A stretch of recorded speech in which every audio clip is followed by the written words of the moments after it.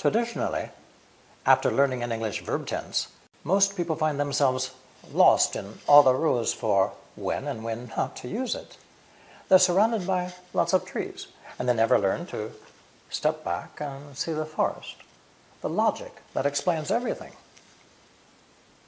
In my first video on this topic, I pointed out that English does not have past, present, or future verb tenses, and I showed you that the present tense does not really express present time at all.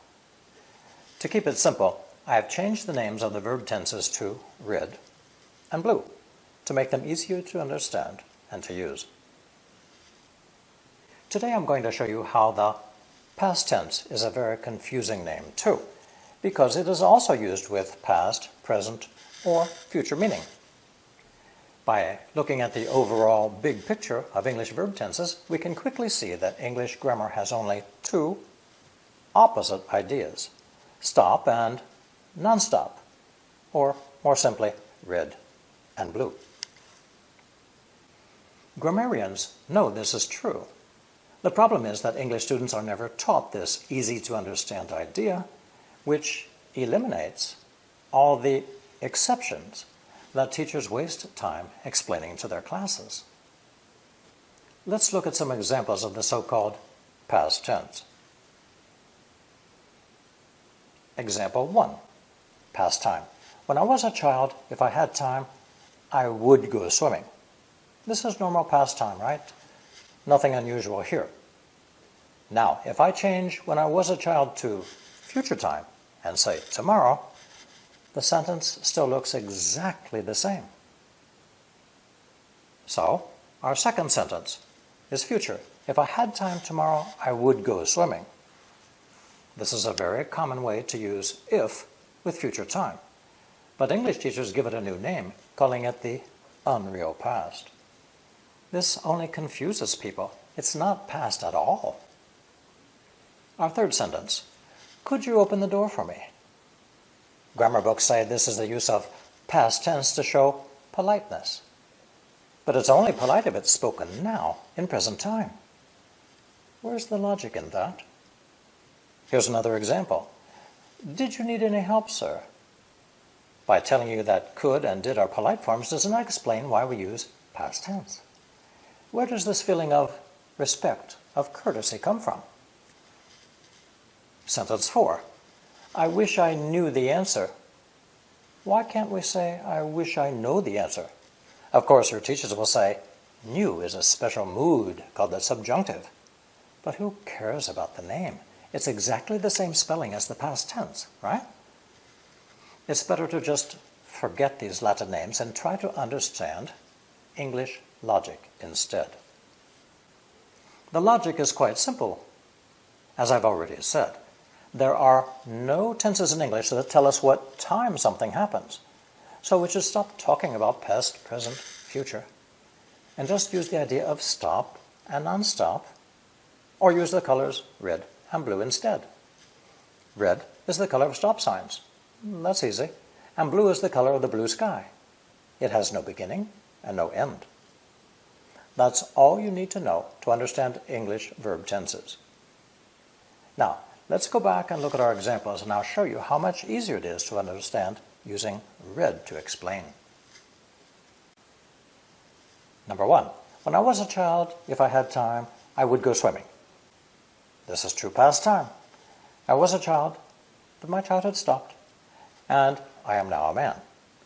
I had time, and I would go swimming have also stopped, because I am no longer a child, and everything is different now. Our second sentence, if I had time tomorrow, I would go swimming. Tomorrow is future time, so red with future means stop, nothing moves. It cannot happen. So I do not have time tomorrow, and I will not go swimming. Do you see how red is the opposite of blue? So had with present or future time really means not have, and would means will not. If someone says to you, I was happy, we automatically think they are not happy now, right? We think that their happiness stopped. This is logical and easy to understand. Our third example, could you open the door for me? If red means stop, could you open the door means you cannot open the door. Red and blue are opposites. Red is not blue. So, why does this sound polite? Because my red question tells you that I think you will say no. And if you really do say no, my guess is correct, and I have to open the door myself. I speak as if I expect you to refuse. I am asking, and you are giving. You are more important than I am. But if you say, all right, or okay, and actually open the door for me, my guess is wrong. I'm surprised by your unexpected kindness, and I must humbly thank you. Have you noticed? All polite English forms are red. Did you need any help, sir? You are my customer, and I'm here to give good service. By asking, did you need any help, means I think you do not need my help and will refuse my offer. I mustn't force you. This kind of question takes the pressure off of you because I'm expecting to hear you say no. But if you actually do want my help, you can always answer, yes, please, I'm looking for something. In a similar way, when someone says to us, thank you very much, we often answer, it was nothing, really, even though we may have gone to a lot of trouble for them. In polite conversation, it is usual to make our own efforts seem small and unimportant. Keep in mind that just saying, please, does not make a request sound polite. Many students misunderstand this point. It is the red forms of the verb that carry this feeling. Our fourth sentence, I wish I knew the answer. Again, remember that red verb forms are the opposite of blue. So, wish is blue because my wish continues. But I knew the answer means I do not know the answer.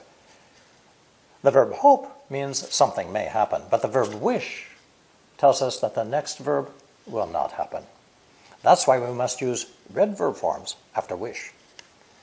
But if we say, I wish you luck, or we wish you a happy new year, there is no verb following wish.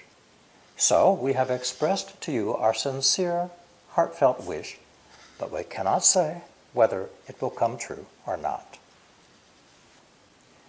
I hope that you are now beginning to understand how useless the names of the English tenses are, and how to fix the problem by getting rid of the idea of past, present, future, and by using red and blue instead. The grammar rules become much easier to use, and the exceptions disappear. Prove it to yourself by taking any English article or piece of writing and using colored pens to underline the red and blue forms. Study the sentences for a few minutes, and the reason for the different forms will start to become apparent. I will make future videos with more examples to demonstrate the logic of using these colors to replace the textbook names of the English verb tenses. Thank you for watching, and subscribe if you find these videos helpful.